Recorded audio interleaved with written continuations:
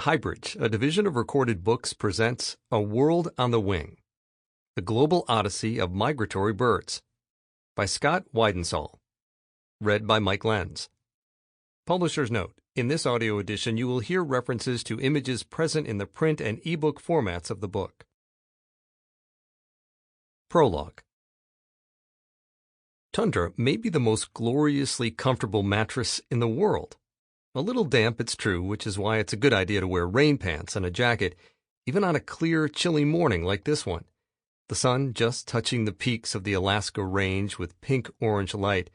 The glacier-wrapped bulk of Denali, a vast, rosy monolith, 70 miles to our west, uncharacteristically free of clouds. My three companions and I flopped down with happy sighs, legs outstretched and hands laced behind our heads, onto the soft, spongy cushion of sphagnum moss, dwarf cranberries, reindeer lichen, and other Lilliputian tundra plants. The break felt good. We'd risen at 2 in the morning, in the bright twilight that passes for the middle of the subarctic night in the interior of Alaska. By 3, keeping an eye out for moose or grizzlies, we were headed west along the 90-mile gravel road that bisects the 6-million-acre wilderness of Denali National Park and Preserve. We never knew what we'd see. The day before, a large male wolf had trotted warily around our National Park Service truck before sniffing nervously at the rear fender, just a few feet from my open window. There were no such interruptions today.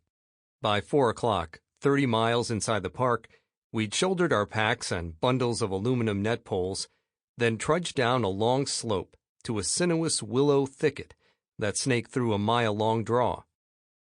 As luxurious as spongy tundra is to lie on, it is a tiring chore to hike across, with every footstep sinking deep or rolling on some hidden tussock, while shin-high birches and willows claw at your feet and legs. "Hey! Hey!" we yelled, to alert any moose or grizzly bear that might be hidden in the dense, 10-foot-high brush ahead. "Blah, blah, blah, blah," I shouted nonsensically. It doesn't matter what you bellow, just so you don't surprise a protective cow moose with a calf, or startle a grizzly, whose first reaction might be to charge. Unlike many hikers, one thing we never did was yell, "Hey, bear!" Those words, old Alaskan hands will tell you, should be reserved solely for the gut-twisting moment when a grizzly pops up at close range. A warning to the bear, but more importantly to everyone else in earshot.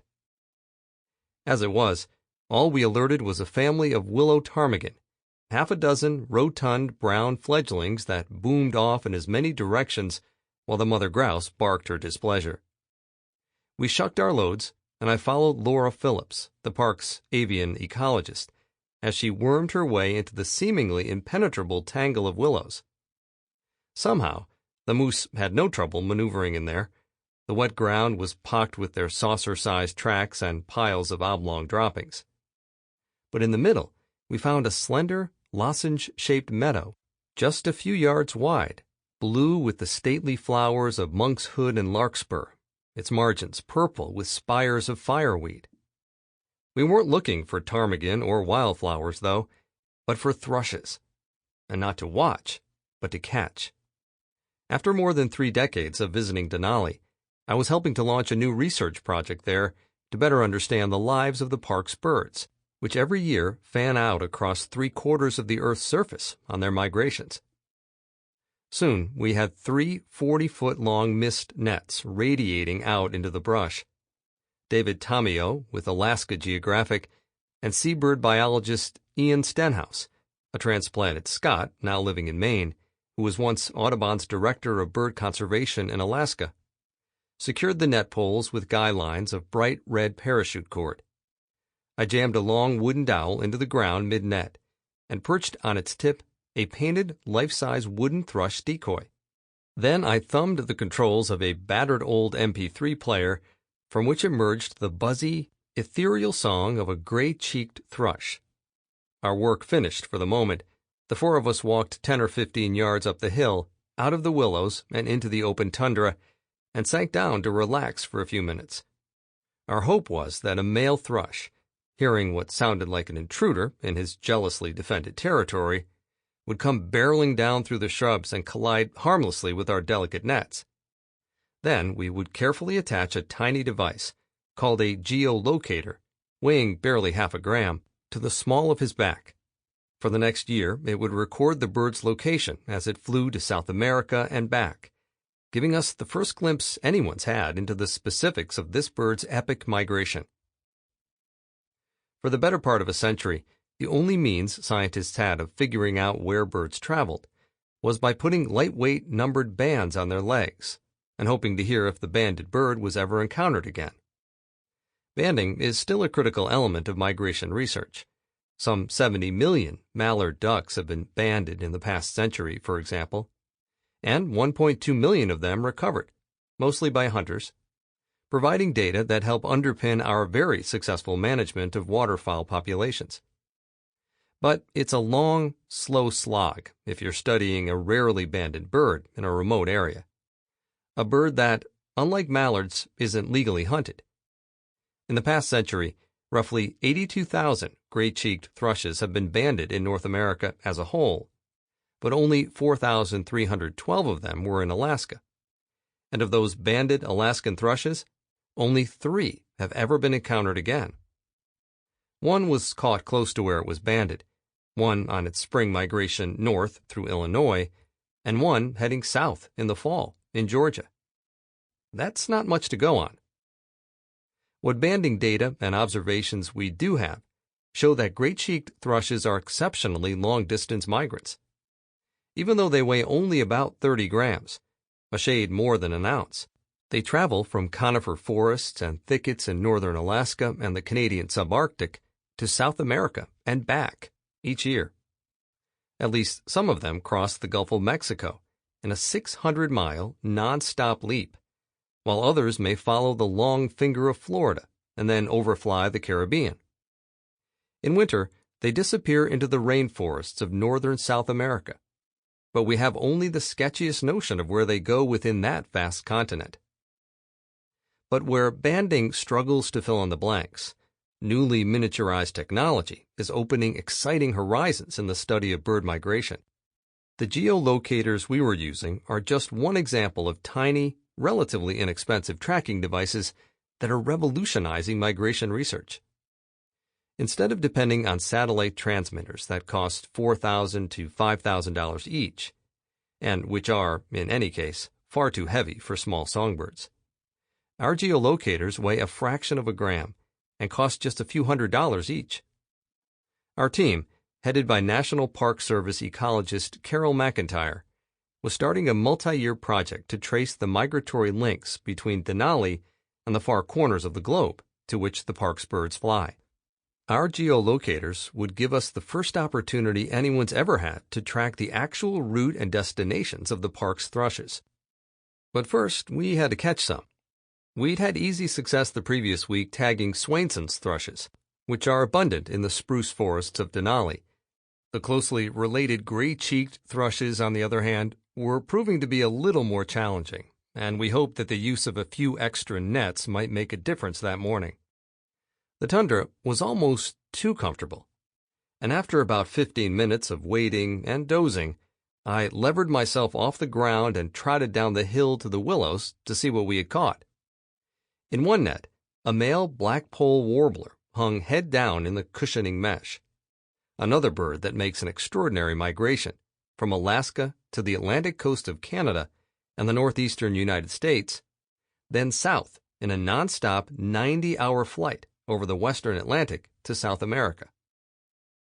The next net held a male Wilson's warbler, tinier even than the blackpoll, weighing just 9 grams, less than a third of an ounce. Those Wilson's warblers that breed in central Alaska migrate, we think, to the Gulf Coast of Texas and eastern Mexico and south into Central America. Many of them may commute to the Yucatan Peninsula across the Gulf of Mexico. But no one really knows. Only a single Wilson's banded in the Alaskan interior has ever been recovered away from the breeding grounds, and that one was found in Idaho on its way south. We would be tagging blackpolls and Wilson's warblers another time, But for the moment, that mystery would have to wait, and I released them quickly. Our focus this morning was thrushes, and to my disappointment, there were none in our nets. I turned to trudge back up the hill, and in that moment, the quiet of the morning became a terrifying chaos. "Hey, Bear! Hey, Bear!" Laura and David's voices had the rough edge of panic, their arms raised and waving wildly against the pale dawn sky. I couldn't see Ian, hidden from me by the willows. I heard a huffing, staccato roar and an explosive wooden sound like someone pounding 2x4s together, which I realized were the clashing jaws of an angry grizzly popping its teeth in rage. Time, as often happens in moments of extremity, seemed to slow. I couldn't see the charging bear, but assumed it was coming out of the willows where I was standing. I froze. "Hey, Bear!"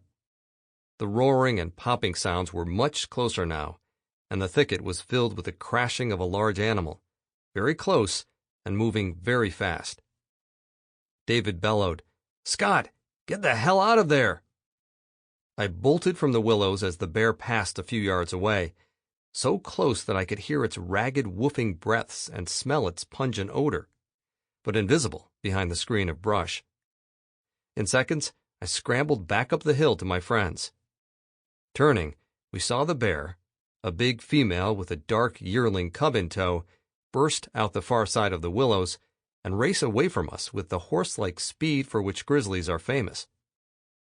The sow's straw blonde fur rippled as she pounded up the far tundra slope, vanishing over the crest.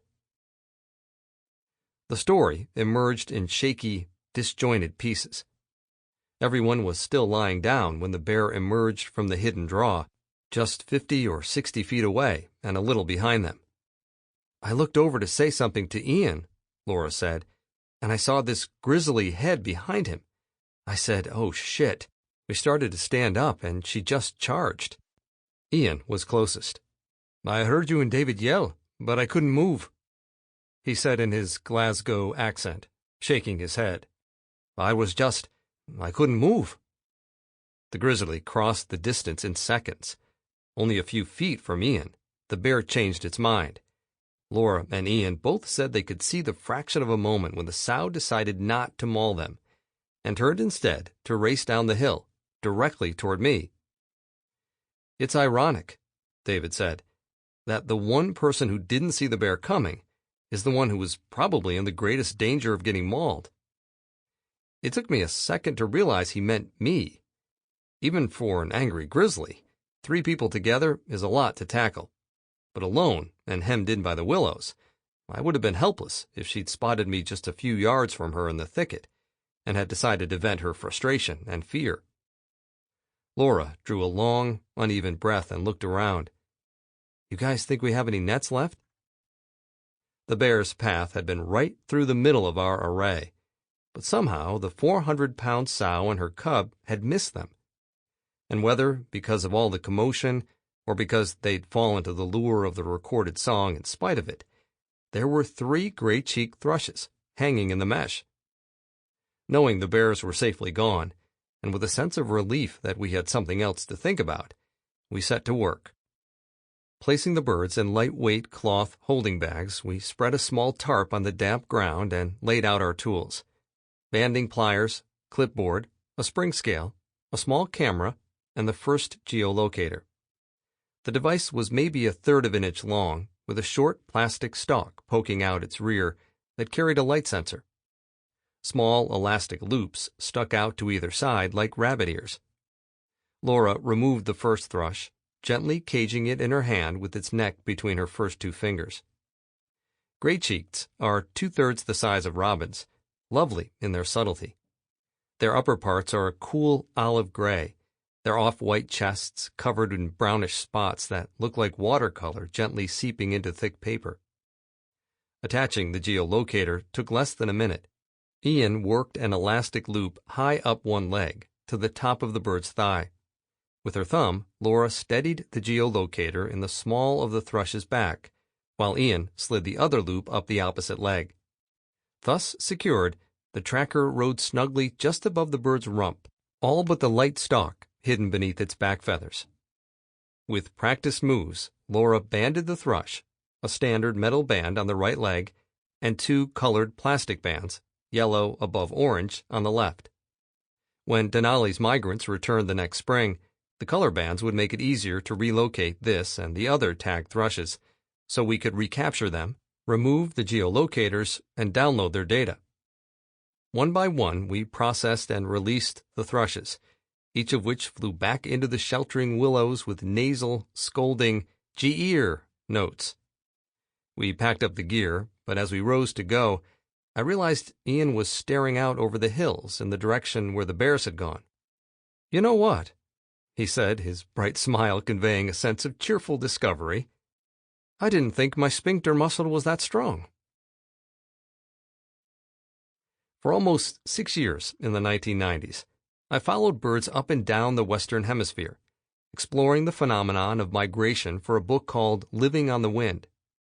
I'd come to the subject largely as a deeply interested observer, a lifelong birder who had, a decade or so earlier, become obsessed with banding raptors.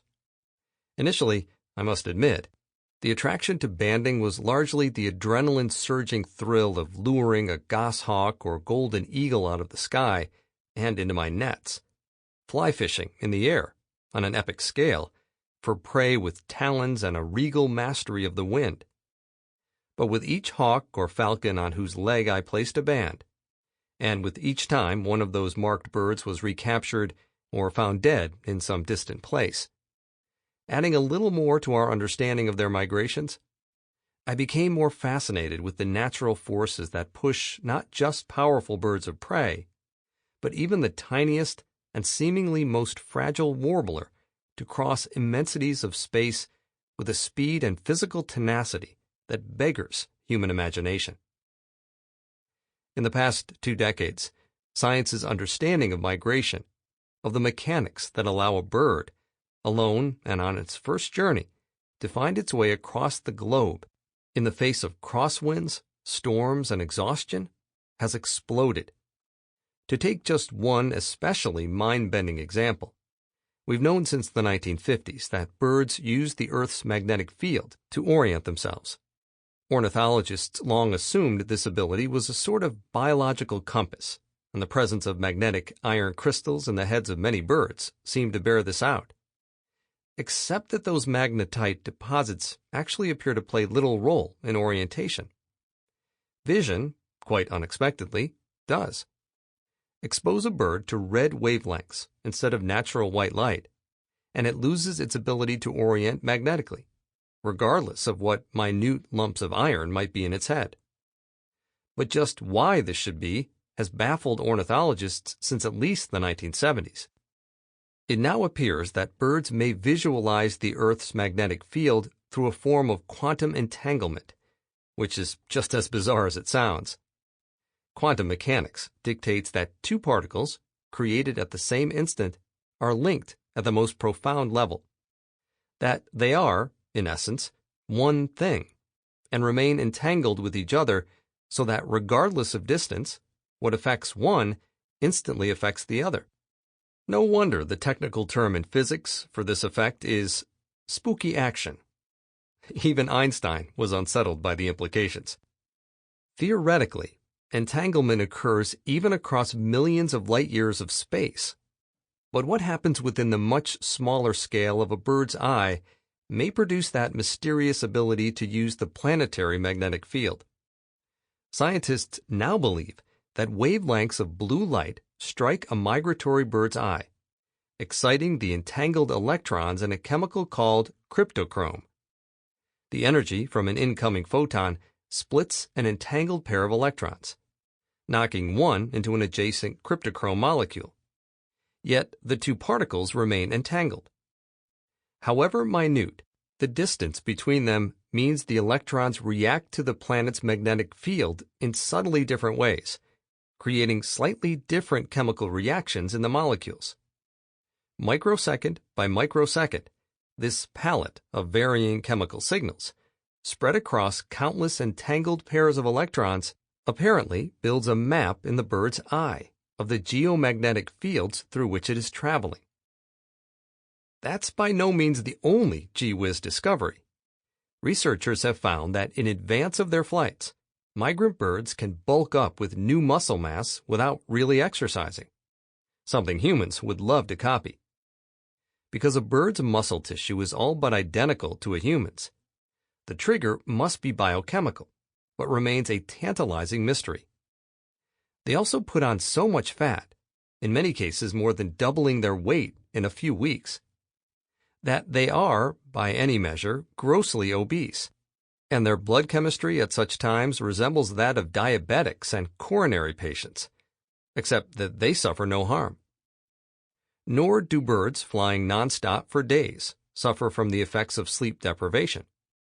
They can shut down one hemisphere of the brain, along with that side's eye, for a second or two at a time, switching back and forth as they fly through the night. During the day, they take thousands of little micro-naps, lasting just a few seconds. Researchers have found dozens of similarly extraordinary ways in which a bird's body copes with and overcomes the stress of long-distance travel. And, as science's grasp of the mechanics of migration has improved, so too has our understanding of the gritty, life-and-death challenges that increasingly face these travelers, and the almost inconceivable feats they accomplish twice each year to reach their destinations. In the past 2 decades, we've realized how badly we have underestimated the simple physical abilities of birds. Until recently, the acknowledged long-distance migration champion was the Arctic tern, a ghostly gray seabird the size of a dove which breeds in the highest latitudes of the northern hemisphere and winters in the southern oceans between Africa, South America, and Antarctica. Draw lines on a map between those waypoints, scratch a few calculations on a table napkin, and you reach the conclusion that generations of ornithologists had, that Arctic terns migrate some 22,000 to 25,000 miles each year. It was a guess, because tracking technology wasn't nearly small enough for a delicate creature like the tern to carry. But as transmitters and data loggers began to grow smaller, they could be deployed on other, somewhat bigger seabirds, which soon left the Arctic tern's assumed record in the dust. In 2006, scientists using geolocators announced they had successfully tracked 19 sooty shearwaters from their breeding colonies in New Zealand. Even a local feeding run during the breeding season, when the parents forage for squid and fish to bring back to their nest burrows for their chicks, carried these plump, dark gray birds from New Zealand down into the frigid sub-Antarctic waters thousands of miles away and back. Once the chicks fledged, however, they and the adults all headed north, crossing the equator to reach winter feeding grounds in the boreal summer off Japan, Alaska, or California. By following wind and ocean currents in looping curlicues across the Pacific, the birds, in the words of the researchers, enjoyed an endless summer. It's a hell of a road trip, since the routes taken by some shearwaters exceeded 46,000 miles a year. Finally, by 2007, geolocators had grown small enough that my Scottish friend Ian and several of his colleagues were able to attach them to the legs of Arctic terns in Greenland and Iceland. A year later, the returning birds were recaptured, and the story that unspooled from their stored data was astonishing.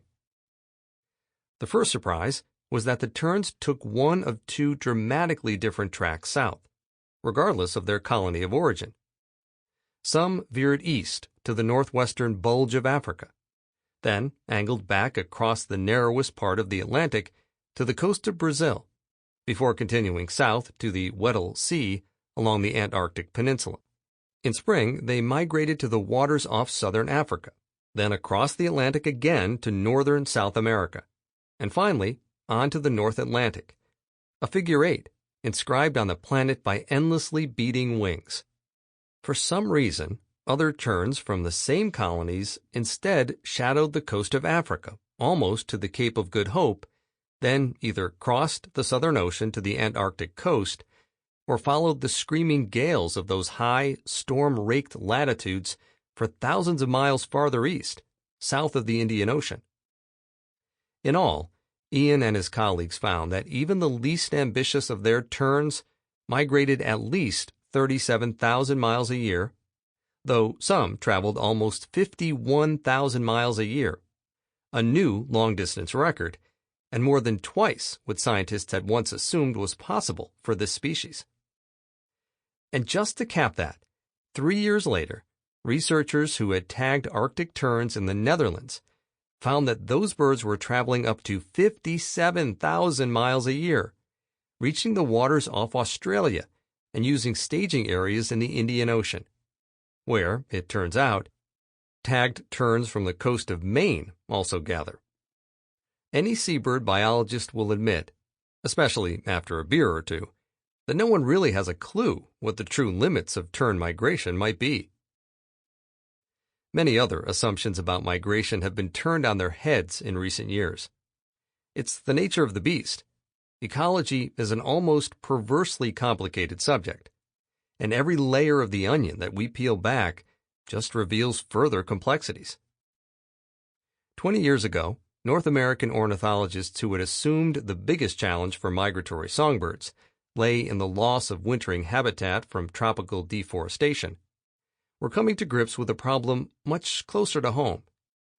A growing body of research showed that forest fragmentation, the endless slicing of large, intact tracts of woodland into smaller and smaller scrubby shards, bisected by roads, utility corridors, developments, and fields, posed a serious danger to many of the most prized and lovely migrant songbirds, like tanagers and thrushes, which evolved to nest in unbroken woodland. Fragmentation, it turns out, brings a host of evils. They include so-called edge predators that thrive in disturbed habitats, creatures like raccoons, skunks, opossums, grackles, crows, jays, and rat snakes, all adept nest predators that are rare or absent from deep woods. Fragments also invite brown-headed cowbirds, grassland birds that parasitize the nests of other songbirds, and which were originally restricted to the Great Plains. What's more, fragmentation dries out the very forest itself, reducing insect abundance and creating other environmental challenges for the nesting birds. Scientists have tracked the nesting success of so-called forest interior songbirds like wood thrushes, monitoring their nests to see which ones produce the most eggs, and how many eggs successfully grow into fledglings that fly off on their own to form the next generation. Decades of such study confirm that when big expanses of woodland are chopped into smaller fragments, nesting success drops in lockstep with the splintering of the forest. So, to save the bird, save the forest. While preventing fragmentation is challenging in practice, it's a simple target to articulate and to aim for, and one that has guided important elements of bird conservation since the 1980s. But, and in ecology there is usually a but lurking in the underbrush, more recent research has uncovered a real surprise. This one came when scientists took the next step. Instead of just monitoring breeding success in those safe, intact forests, they began the much more arduous task of tracking fledgling thrushes after they left the nest and scattered to the four winds. When they put tiny radio transmitters on those adolescent thrushes and followed them until they were ready to migrate, the researchers found that many of the juveniles abandoned the mature, expansive woods where their parents nested. The intact forests we've come to assume were of singular importance to their survival, and whose preservation has been a major focus of migrant conservation. For a month or more leading up to migration, when the young songbirds must rapidly gain weight so they can make the exhausting flights to Latin America or the Caribbean that lie ahead, the fledglings congregate instead in scrubby, brushy, early successional thickets, the kind of habitat created, say, after a clear-cut has begun to regenerate, a clear-cut that might otherwise be seen as destroying habitat for forest interior birds. It's not that these birds don't need contiguous forests. They do. But that's not... Sample complete. Ready to continue?